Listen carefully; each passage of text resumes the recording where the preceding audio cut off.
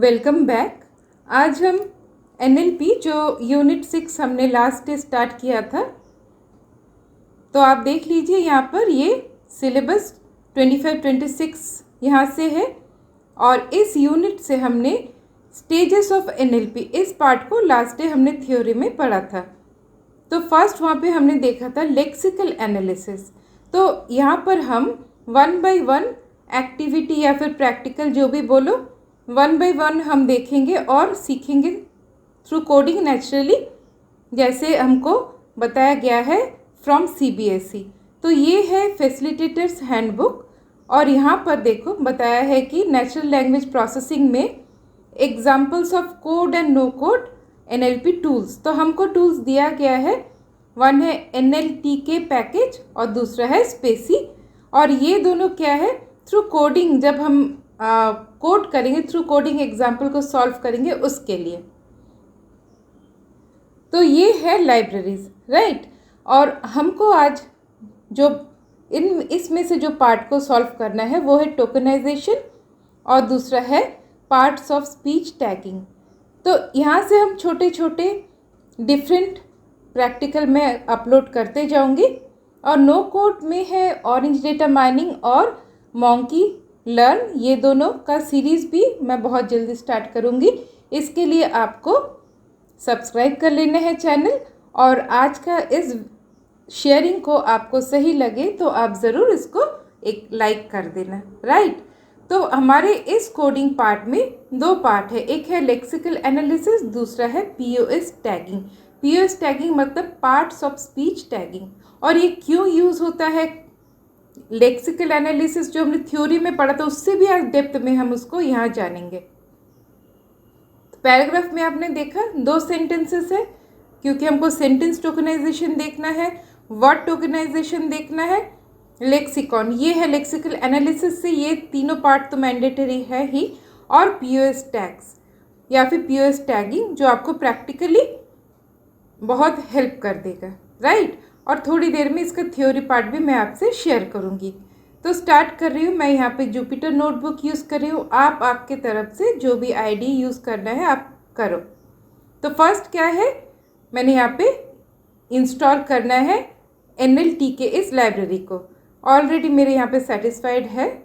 Next install करने के बाद आपको इंपोर्ट करना है एनएलटीके लाइब्रेरी को, और यहाँ से टोकनाइजेशन के लिए फर्स्ट देखिए सेंड टोकनाइज और दूसरा है वर्ड टोकनाइज। ये दोनों मॉड्यूल्स को हमको इंपोर्ट करना है फ्रॉम एनएलटीके लाइब्रेरी।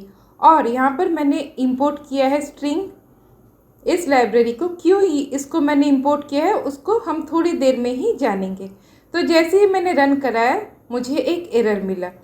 तो आपको इतना समझना है कि हमारे सब ने जो हमने यहाँ पर हम डिफरेंट आईडी ई में या फिर जैसे भी हम यूज़ कर रहे हैं कोड जहाँ पे हम रन करवा रहे हैं, एरर्स हमको मिलेंगे छोटे छोटे, तो उनको हमें डिबग करना है, राइट। और डिबग के लिए ऑलरेडी चैट जीपीटी गूगल है, वहाँ से हम हेल्प ले सकते हैं। और इसलिए मैं इसको छोटे पार्ट्स में आपके साथ शेयर कर रही हूँ, क्योंकि आपको फिर डिबगिंग में बहुत हेल्प हो। तो देखिए मैंने नमपाई को इंस्टॉल किया जो ऑलरेडी था, फिर भी कुछ प्रॉब्लम्स थी इसलिए उसने यहाँ पे हमको एक एरर सा दिखाया। अब उसके बाद मैंने फिर से रन कराया तो यहाँ पे कोई एरर नहीं है। अब नेक्स्ट क्या करना है, NLTK models, pre trend model. अब तक तो आप जान ही गए मॉडल्स क्या होता है। अब यहाँ पे PUNKT ये किस लिए है, ये एनालिसिस के लिए, लेक्सिकल एनालिसिस के लिए, और दूसरा है फॉर पीओएस टैगिंग, फाइन। अब इन दोनों को मैंने डाउनलोड कर लिया, ट्रू दिखा रहा है मतलब डाउनलोड सही तरीके से हो गया है।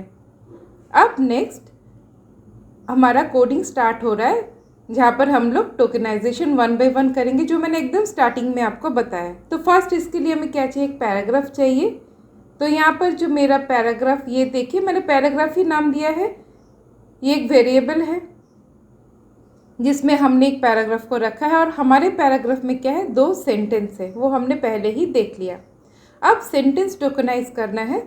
तो ये देखिए जैसे मैंने इस पैराग्राफ को पूरा ही एज अ आर्ग्यूमेंट पास किया। अब यहाँ पर ये जो नेक्स्ट लाइन से एक्चुअल में हम जब पूरा प्रोजेक्ट लिखेंगे तो इनकी हमें ज़रूरत नहीं है। क्यों ज़रूरत नहीं है, आप यहाँ पर मैं थोड़ी देर में बताऊँगी। पहले हम यहाँ पर देख लेंगे कि सेंटेंसेस इसमें एक्चुअली में है क्या।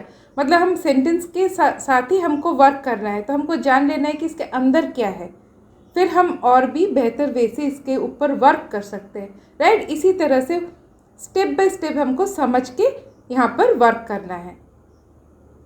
तो ये क्या है, ये हमें एक लिस्ट मिला है सेंटेंसेस इसमें, और जहाँ पर इसने क्या किया, सेंटेंस बाय सेंटेंस लिस्ट के एलिमेंट्स को उसने रखा है। 2 सेंटेंस था तो ये लिस्ट ऑफ स्ट्रिंग्स, 2 हमको अलग अलग सेंटेंस उसने एज एलिमेंट्स ऑफ लिस्ट दे दिया। अब मैंने यहाँ पे ये जो 3 लाइन कोडिंग के लिखे हैं, इसको जस्ट एक फॉर्मेटेड आउटपुट, क्योंकि मैं यहाँ पर स्मॉल मॉड्यूल्स यूज़ कर रही हूँ। और यहाँ पर देखिए मैंने एन्यूमरेट भी लिखा है। आप जब इस तरह से वर्क करोगे तो आपको छोटी छोटी और नई चीज़ें सीखने को मिलेंगी। और यहाँ पे एन्यूमरेट क्या करता है, वो 0 से स्टार्ट करता है नंबरिंग, जो इंडेक्स है उसको दिखाना।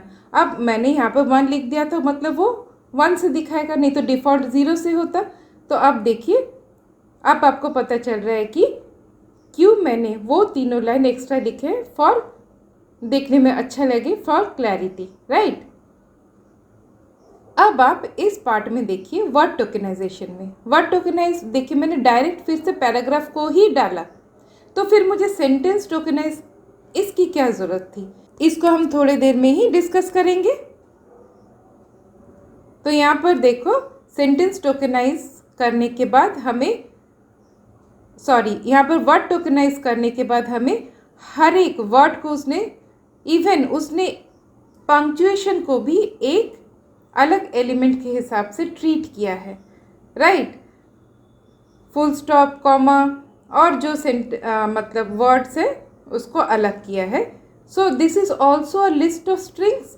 तो एक बार इनको हम प्रिंट करके देख लेते हैं, क्योंकि NLP ये थोड़ा सा जटिल प्रोसेस है, थोड़ा सा मतलब सोच समझ के हमको यहाँ पर वर्क करना है, क्योंकि इसके काफ़ी सारे एप्लीकेशंस के हिसाब से हमें कहाँ पर सेंटेंस टोकेनाइजेशन करना है, कहाँ पर वर्ड टोकेनाइजेशन करना है।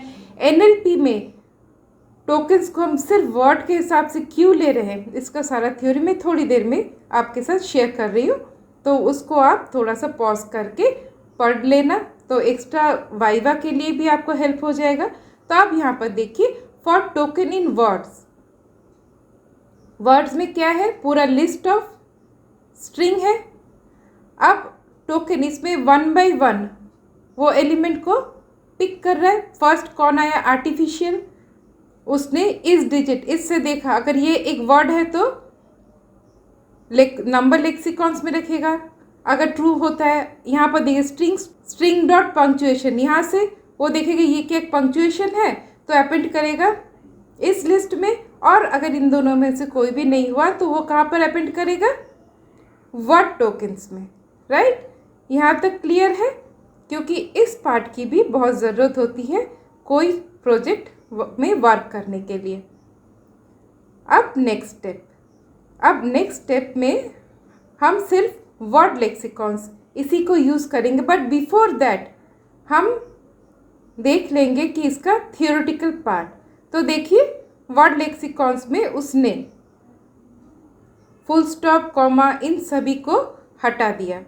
तो पंक्चुएशन लेक्सिकॉन्स, यहाँ पर उसने किसको यूज़ किया, स्ट्रिंग डॉट पंक्चुएशन से उसने इन पंक्चुएशंस को पिक किया। अब इसकी क्या ज़रूरत है वो एक बार देख लेते हैं। अब यहाँ पर देख सकते हैं कि मैंने ये छोटा सा स्क्रिप्ट आपके सामने शेयर किया है कि हमको sentence tokenization and word tokenization ये दोनों की हमें क्यों ज़रूरत है, राइट। तो यहाँ पर आप थोड़ा सा पॉज करके यहाँ पे पढ़ के देखो, जैसे AI is powerful, it helps humans, तो हमने यहाँ पर सेंटेंस टोकेनाइजेशन किया था।